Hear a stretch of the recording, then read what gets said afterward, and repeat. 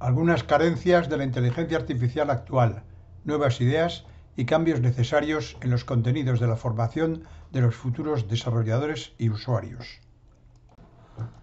En esta fascinante exposición nos adentraremos en el apasionante mundo de los nuevos contenidos matemáticos, estadísticos e informáticos que se han convertido en requisitos esenciales para los estudiantes.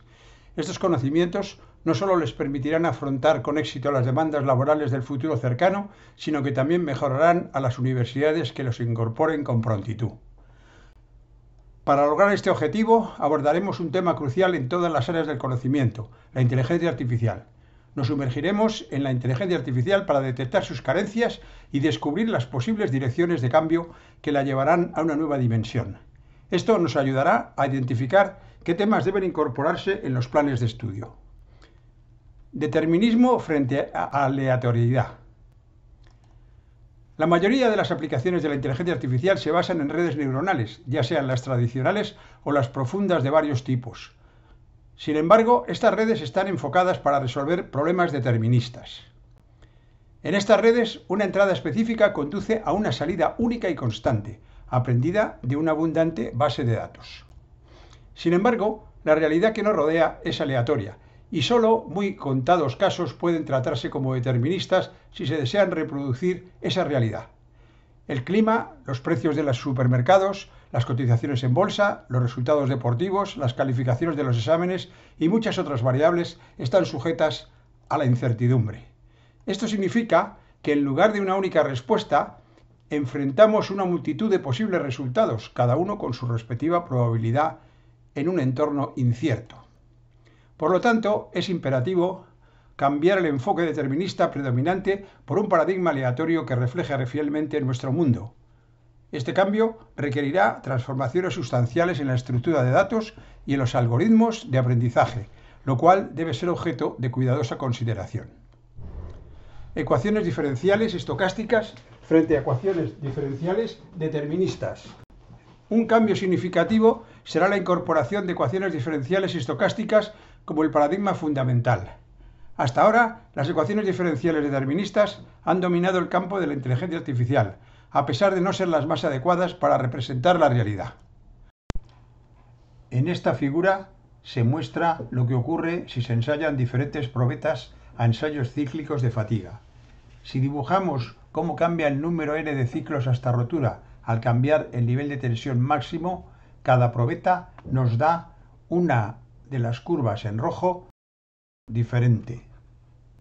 Estas dos curvas pueden no cortarse o cortarse, dependiendo de si una de las probetas es más resistente que la otra a cualquier nivel de tensiones o no lo es. Sin embargo, en cualquier caso existen las curvas percentiles, que no se cortan y dan las mismas probabilidades de rotura a todos los niveles, lo que nos permite operar con ellas y asignar un percentil a cada probeta. La figura de la derecha muestra estas curvas percentiles que no se cortan. Cuanto más a la derecha esté situada esta curva, mayor será el tiempo hasta la rotura de la probeta correspondiente. Puesto que el ensayo es destructivo, no podemos realizar más que un ensayo con cada probeta, pero gracias a esta correspondencia podemos asignar probabilidades y estudiar el riesgo de rotura. En consecuencia, podemos considerar que se trata de trayectorias de un proceso estocástico. La rotura se produce por la formación de grietas que van creciendo de tamaño con el tiempo. Esta figura muestra cómo varía el tamaño de grieta A con el número de ciclos n. Hay tres grupos de curvas que dan los percentiles para el caso de tres niveles de tensión que decrecen de izquierda a derecha. Aquí también podemos considerar que las probetas dan curvas que pueden cortarse o no, y hacer la misma consideración de las curvas percentiles. Sin embargo, los ensayos que miden cómo crece la grieta parecen sugerir que para este material no hay corte de trayectorias. Por tanto, tenemos también otro proceso estocástico, cuyas trayectorias son las curvas de rotura AN. Finalmente, mediante la curva de color azul, que representa la rotura, podemos establecer la correspondencia entre curvas Sn y curvas An, tal como sugiere esta figura. Este cambio plantea el desafío de cómo generar modelos estocásticos a partir de modelos deterministas existentes. Una aproximación es tomar los modelos deterministas y transformar los parámetros o funciones de sus soluciones en variables aleatorias o procesos estocásticos, lo que conduce a modelos más simples, eficientes y útiles. Capas libres frente a capas fijas de entradas y salidas. Otro obstáculo a superar se encuentra en las redes neuronales, que constan de tres tipos de capas: la de entrada, amarilla, y la de salida, fucsia, que normalmente van asociadas a variables cuyo significado se conoce, y las intermedias, verdes, que a menudo son complejas, carecen de interpretación clara e implican un alto costo de aprendizaje y de evaluación. Esto dificulta la explicación de los resultados y el análisis de sensibilidad, lo que plantea la necesidad de repensar la estructura de estas redes y su paradigma subyacente. Además, cambiar las variables de entrada y salida en las redes neuronales existentes implica un esfuerzo significativo, ya que se requiere volver a aprender desde cero. Por tanto, sería beneficioso explorar y apoyar paradigmas que permitan cambios flexibles sin costos adicionales. Ecuaciones diferenciales ordinarias con condiciones de rango. Un aspecto crítico es el tratamiento de las ecuaciones diferenciales, en particular las ecuaciones diferenciales ordinarias, donde pocas restricciones de igualdad no siempre son apropiadas para representar la realidad. Considerar restricciones definidas por desigualdades o rangos es más realista y permite modelar situaciones complejas con muchas restricciones independientes. La inclusión de condiciones definidas por medio de inecuaciones o rangos es más realista. Como ejemplo, en la ingeniería de puentes, para analizar las vigas elásticas, es esencial examinar todas sus secciones. Esto se debe a que tanto las armaduras pasivas como las activas, pretensado, confieren a cada sección resistencias distintas a momentos flectores y esfuerzos cortantes, lo que requiere una evaluación minuciosa. Además, estas nuevas restricciones pueden ser numerosas e incluso un número ilimitado. Adicionalmente, es necesario verificar no solo una, sino varias leyes de cargas, con el fin de identificar los casos más críticos que requieren evaluación. Esto implica la necesidad de abordar los problemas de existencia, multiplicidad y unicidad de solución de manera diferente, así como garantizar la compatibilidad y la resolución del problema. Es importante destacar que todas estas cuestiones ya se han resuelto desde el año 2006, cuando publicamos un trabajo que abordó estos temas en profundidad y que se publicó en la revista Science Review. El puente de Chilina en Arequipa, Perú, es un ejemplo notable de ingeniería civil, donde pueden observarse las diferentes armaduras activas de pretensados sobre los pilares y en el centro de los vanos. Esto hace que las resistencias de las diferentes secciones en el centro y pilares sean distintas y que haya que comprobarlas todas ellas. En pilares, la sección de mayor canto, el postensado, va por arriba, como puede verse en las secciones circulares, círculos pequeñitos que aparecen en la parte superior del cajón. En el centro de los vanos, la sección de menor canto va por abajo y por los lados del mismo, como puede verse en el cajón, en la parte baja y también en los laterales. Sistemas de inecuaciones, conos, polítopos y poliedros. Es importante destacar que al resolver este tipo de ecuaciones en las condiciones mencionadas, se encuentran sistemas lineales de inecuaciones, cuya solución general, el conjunto de todas sus soluciones, se puede representar como un poliedro, que es la suma de un subespacio vectorial junto con un cono agudo y un polítopo, que degenera en un polítopo en problemas acotados. Esta representación geométrica de las soluciones ofrece una visión muy clara de las posibles soluciones y restricciones asociadas al problema en cuestión. Valores extremos. Otro problema importante a considerar es el de las colas o los valores extremos de las variables que intervienen en un problema, pues es sabido que los grandes desastres y accidentes ocurren cuando intervienen estos casos, especialmente cuando coinciden los valores reducidos de las resistencias y los altos de las solicitaciones. Por lo tanto, es vital comprender las distribuciones de extremos como Weibull, Gumbel y Frechet, para máximos y sus correspondientes para mínimos, aunque pueden incluirse en una sola, que es la generalizada de extremos, y aplicar este conocimiento a la resolución de problemas. Es esencial conocer a cuál de estas familias de distribuciones corresponden las distribuciones más comunes, como la normal, gamma, logarítmico normal, entre otras, pues algunas de estas distribuciones, normal, gamma y logarítmico normal, se relacionan con las distribuciones de Gumbel, que son solo un caso particular límite de las distribuciones de tipo Weibull y Fréchet. Sin saberlo, se restringe peligrosamente su uso en la realidad. También hay que saber que las variables acotadas en su cola exigen distribuciones de Weibull. No tener en cuenta esta relación puede limitar peligrosamente la aplicación de estas distribuciones al mundo real, por lo que saber cuándo utilizar cada distribución es fundamental para tomar decisiones informadas y precisas en el análisis de datos y la modelización de fenómenos diversos. Ecuaciones funcionales, además de ecuaciones diferenciales.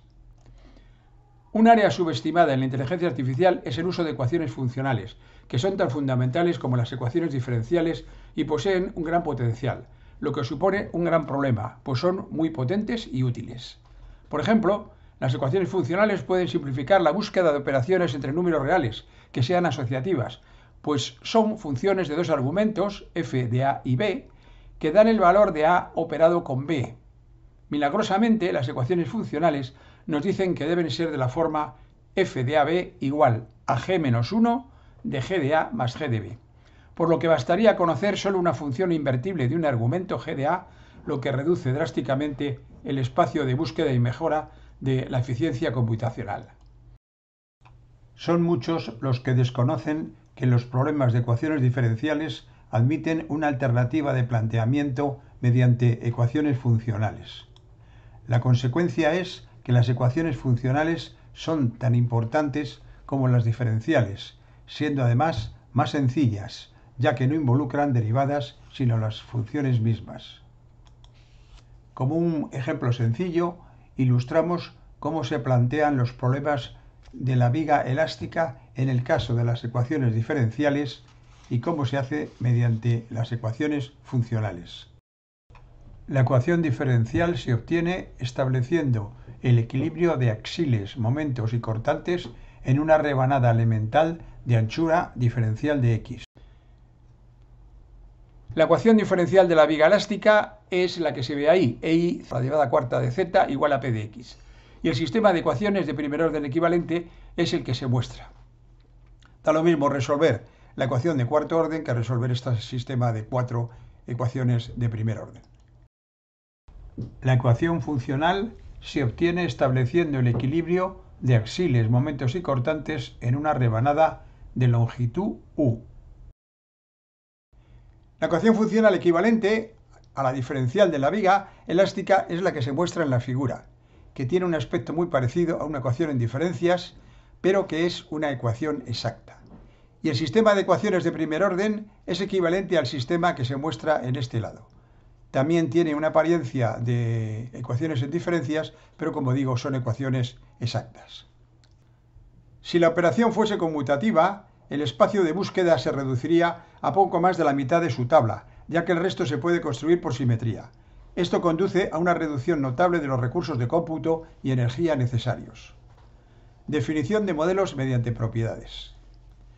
Si se definen modelos mediante propiedades en forma de sistemas de ecuaciones diferenciales y funcionales y se resuelven, se obtienen sin necesidad de hipótesis arbitrarias los únicos que las verifican, pudiendo excluir el resto de modelos por inválidos. Hemos aplicado con éxito esta metodología a problemas de fatiga, lo que sugiere que este enfoque es de aplicación general a muchos casos. Análisis de sensibilidad con fórmulas cerradas. Una deficiencia adicional en la inteligencia artificial actual son los análisis de sensibilidad de ciertas variables a cambios en otras variables o en los parámetros del modelo. Existen fórmulas cerradas que ofrecen esta información de manera sistemática y que pueden implementarse directa y eficazmente, siendo necesarios los conceptos de cono, polítopo y poliedro. Un ejemplo sencillo que damos a continuación es el caso de programación lineal. Estas fórmulas directas dan la sensibilidad de la función objetivo y las variables primales y duales a cambios de los parámetros de un modelo de programación lineal. Esto permite hacer un estudio muy rápido de cómo influyen los diferentes parámetros en el modelo de programación lineal, lo que puede tener mucho interés en inteligencia artificial para explicación de los resultados. Uso del teorema Pi de Buckingham para reducir la complejidad. Una carencia común en la inteligencia artificial es la falta de utilización del teorema Pi de Buckingham, que puede reducir la dimensionalidad de los problemas mediante el uso de cocientes y productos adimensionales de variables. Esta herramienta es esencial para ahorrar recursos y no menos importante para garantizar la validez dimensional de los modelos. Sería importante disponer de algoritmos flexibles para obtener todas las formas posibles de elegir los cocientes adimensionales, pudiendo elegir entre ellos mediante la selección de las variables normalizadoras, y que este sistema se utilice sistemáticamente en todos los modelos que se utilicen. Independencia de los lenguajes de programación. Por último, es importante destacar la importancia de los lenguajes de programación en la creación de modelos. Estos deben facilitar de manera significativa su desarrollo, especialmente cuando se cuenta con herramientas valiosas y efectivas de depuración, como ChatGPT y similares. Un entorno de programación eficiente y amigable acelerará el proceso de modelado, mejorará la productividad y ayudará a los desarrolladores a crear soluciones más efectivas en el ámbito de la inteligencia artificial y la optimización. De todas formas, hay que considerar ya que la inteligencia artificial nos permitirá escribir programas independientemente del lenguaje. En otras palabras, podremos pedir a la inteligencia artificial que nos escriba las diferentes partes de un programa o el programa completo sin necesidad de conocer los detalles concretos del lenguaje de programación. Definiciones equivalentes. No quisiera concluir esta lista de posibles mejoras sin mencionar que la inteligencia artificial debería ser capaz de generar definiciones equivalentes de los conceptos. Esto permitiría abordarlos desde diversas perspectivas o puntos de vista, enriqueciendo su enfoque. La ventaja de esto es que muchos descubrimientos y teoremas se vuelven triviales cuando se observan desde una de estas perspectivas, mientras que pueden resultar complicados de demostrar desde otras. Si la inteligencia artificial fuera capaz de ofrecer múltiples definiciones equivalentes, podría impulsar mucho la comprensión y el avance en diversas áreas. Mostraremos esta importante idea primero mediante el caso de los sistemas lineales de ecuaciones y de inecuaciones y luego mediante ejemplos de álgebra, pero es aplicable con una amplísima generalidad. Ejemplo de los sistemas de ecuaciones e inecuaciones lineales. Consideremos los sistemas homogéneos de ecuaciones. Un sistema lineal homogéneo de ecuaciones en forma estándar es como se escribe en ese sistema de ecuaciones. El planteamiento primero representa el sistema lineal de ecuaciones en la forma tradicional. Sin embargo, también puede escribirse en la forma que indicamos aquí abajo, donde aparecen los productos escalares de dos vectores, el vector de las incógnitas y los vectores de los coeficientes de las filas del sistema, igualados a 0. Esto demuestra que el vector de las incógnitas debe ser perpendicular a todos los vectores fila de los coeficientes del sistema. Es decir, un vector de incógnitas es solución del sistema si y solo si pertenece al subespacio ortogonal al generado por los vectores fila del sistema, lo que nos da un teorema trivial que es más difícil derivar desde el planteamiento 1 y que resulta trivial con el planteamiento 2, que se hace desde la perspectiva de la ortogonalidad.